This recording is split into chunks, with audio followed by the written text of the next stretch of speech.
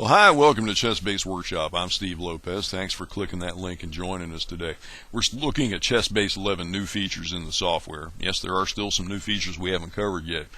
I need to back up and tell a little story here, and I've told this before. Back in the day when I started with ChessBase back in 1992, the largest database that we sold with the software was, I believe, 33,000 games.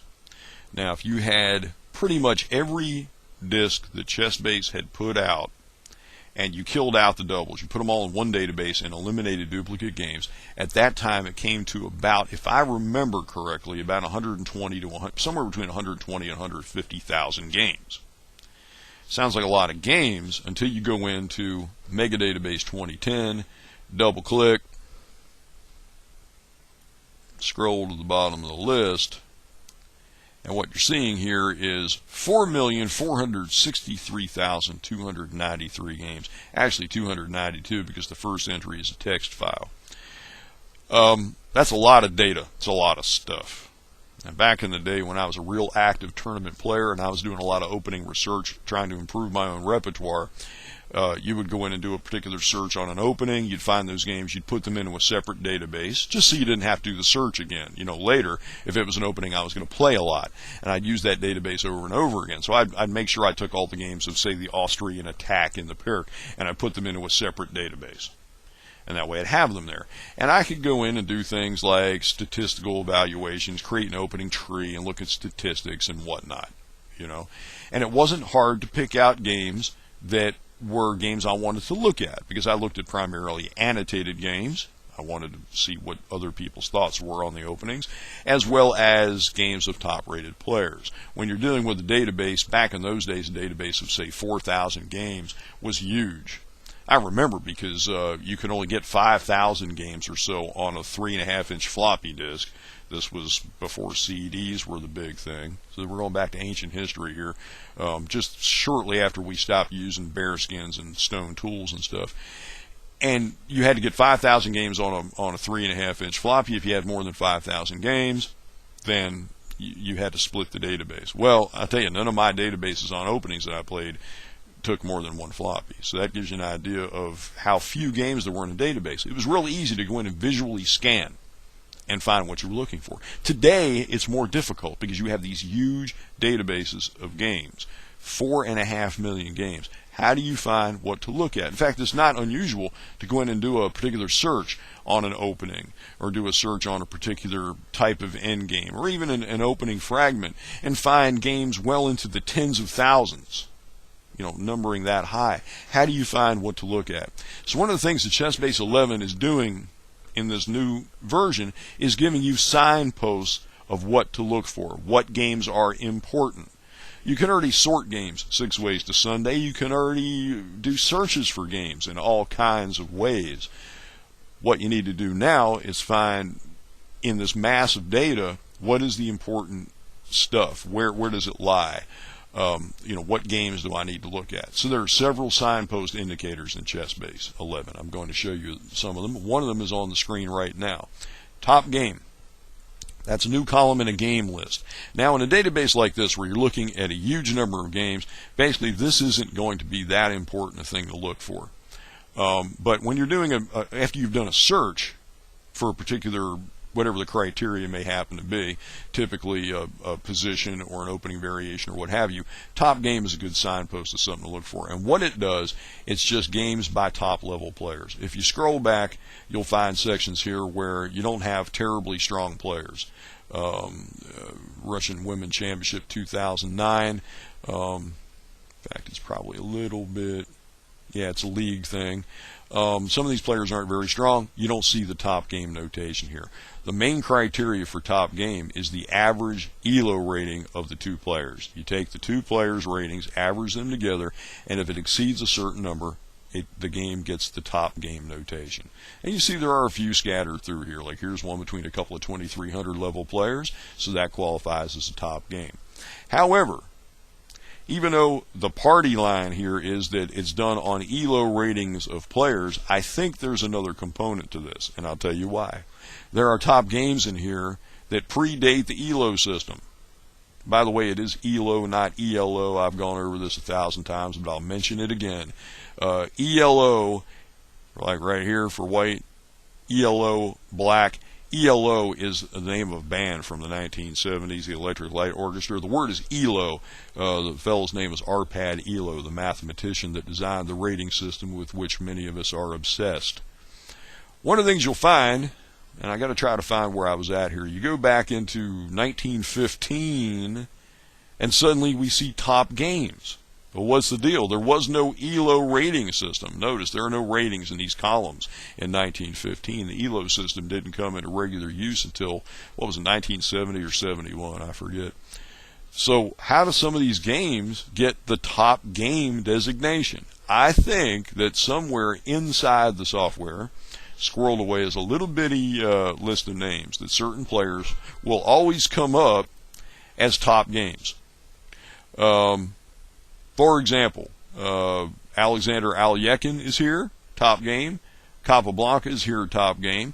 And I can't find it right now. It's squirreled away in here, but there was some casual games that Capablanca played in 1915, which is what I'm looking for and not finding, unfortunately.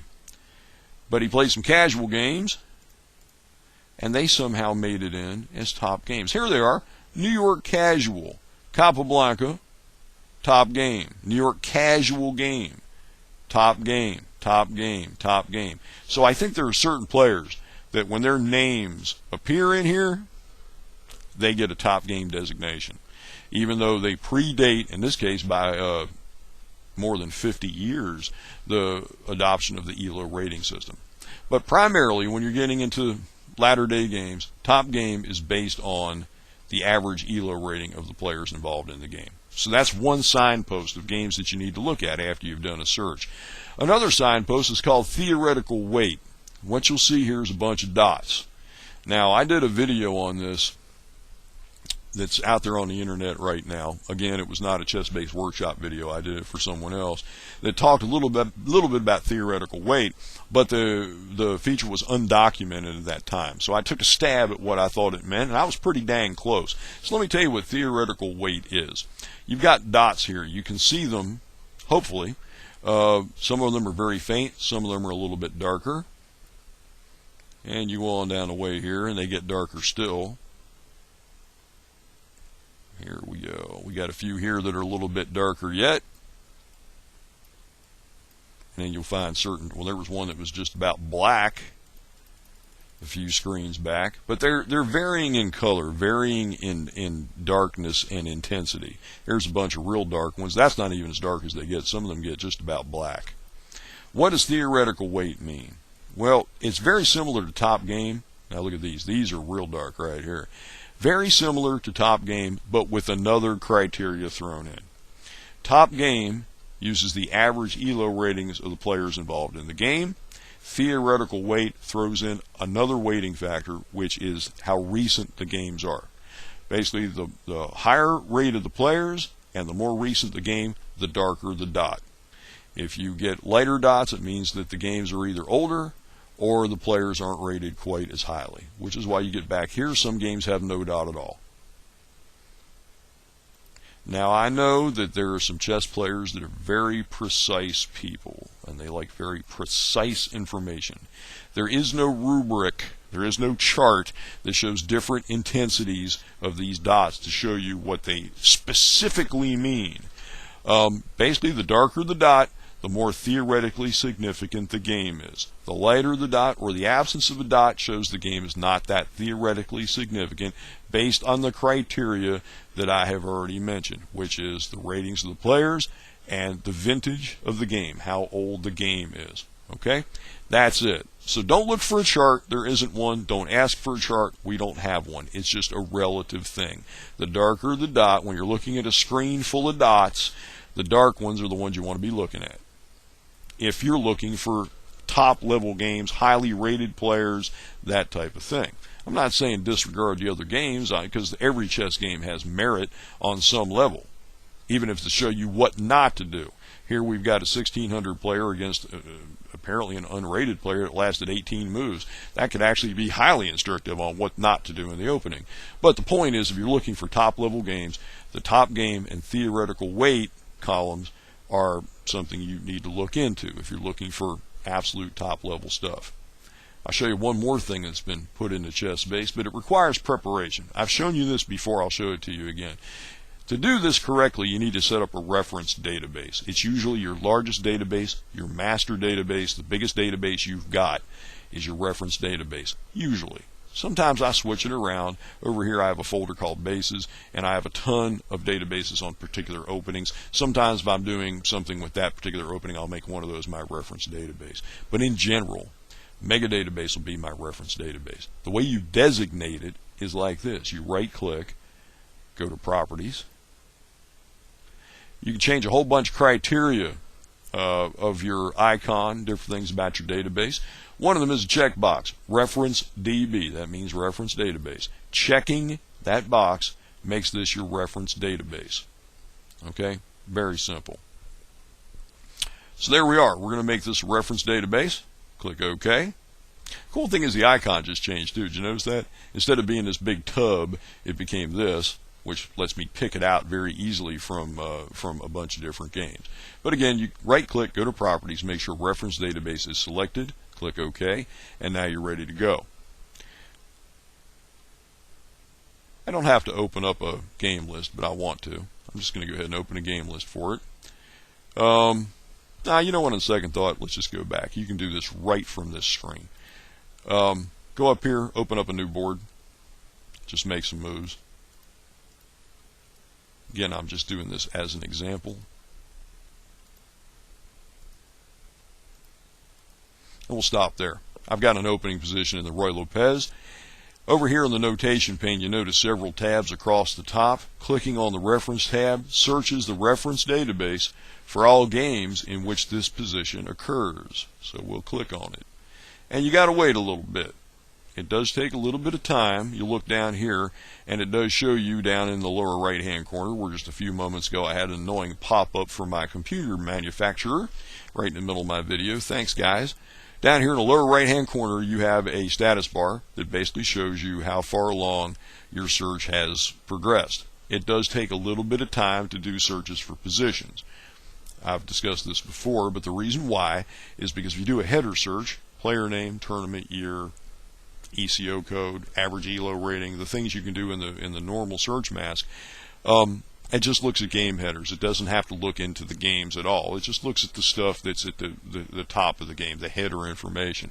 Whereas if you do a position search, what the software has to do is actually go into the moves and look at all the moves of the game, every move of every game, and try to find that particular board position. Takes a little bit more time, even for a computer. So you have to just be a little bit patient. At this point, we're just about halfway done. I did this a few minutes ago, and it did run a little bit quicker. And again, I believe it's because I've got something running in the background on this computer that caused that little pop-up to come up wanting to know if I wanted to search for updates for my software. It's interesting, though. I've never seen that happen before. Suddenly my computer decides it wants to update itself. First time in a year and a half I've had this box.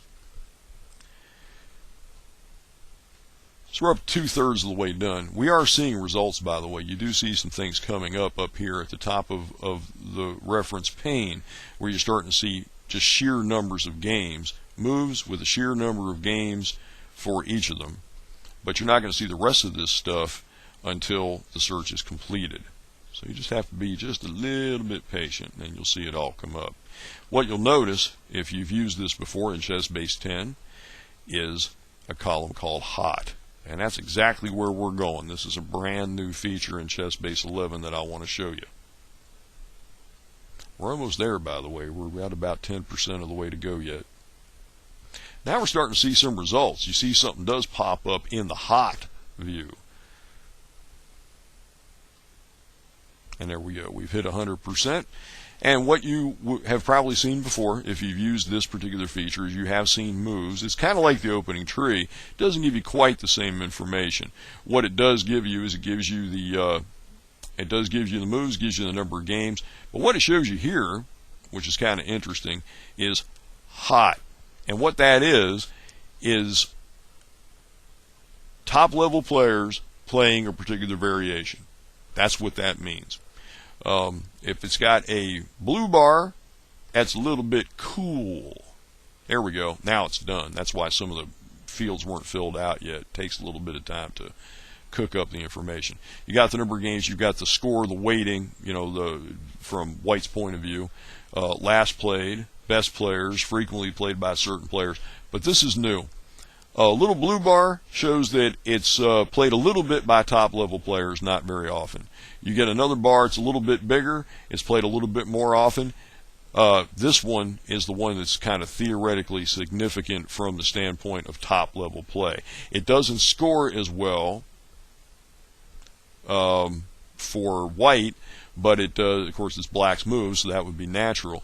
What you see here, though, is this is the move that most top level players play, what's currently most popular. This is the current response in this position. You'll notice up here, though, the one that's been played most often is bishop f8 to e7. The bishop would come from this square to e7. But what's currently in vogue, what's currently popular, is bishop f8 to c5.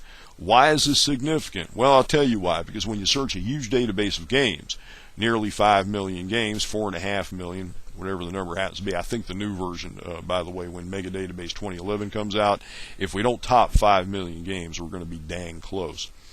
You don't know, this is just raw information. This is 6,804 games, but you don't know when those games were played.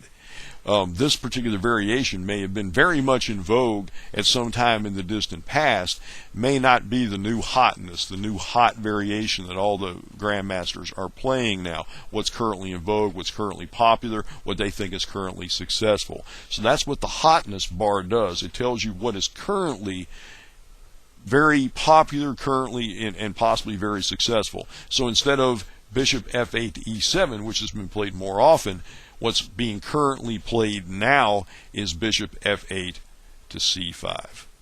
That's what that means. It's just another signpost to try to get you on the right track when you're overwhelmed with a bunch of games. I mean, here we're looking at what, between 12 and 20,000 games. I haven't scrolled down the whole list to see all the numbers, but you're looking at definitely somewhere in the ballpark of 13, 14,000 games, just doing a rough count in my head here. That's a lot of data to have to pour through. So what is important? What do you need to look at? Well, if you're looking at what the latest thing is, you can just go right to bishop f8 c5, because that's what the hotness bar tells you in this column. By the way, you can sort all of this information by the different columns. So if you click hot, the hot variation comes up at the top, then the next one, then the one below it. These are the top three. Then the rest of them are also RANs. They're not really a big deal at present. So that's another way to find games in a database. That's another way that ChessBase 11 points you in the right direction when you're looking for games. You've got the top games, which is based on the average ELO rating of the players, and as we've seen also on particular great players of the past before the ELO system was instituted. You've got the theoretical weighting, which is the little colored dots, based on average player rating as well as how recent the games are, the vintage of the games. And this is very similar to theoretical weighting, but what this primarily looks at is just a different view of what the hot variation is, based once again on the ratings of the player and how recent the games are. It's just another view. It's somewhat similar to the theoretical weighting view that we saw in the other game list. This is what you'll see after a search. So those are some new ways that ChessBase 11 points you in the right direction. Back in the day, as I said, when you didn't get tons and tons and tons and tons of games when you did a search, it wasn't so hard to just go down a game list and visually pick out the games that you thought might be important by player name or by the year or by the player rating. But when you're dealing with searches where you have 10, 20,000 games, it becomes much more difficult. So ChessBase 11 is giving you signposts to point you in the right direction when you're looking at material that you've done searches for. Well, that's ChessBase Workshop for this time around. We'll have another look at ChessBase 11 in our next video. Till then, I'm Steve Lopez. Appreciate you being along. And until we get together the next time, Have fun.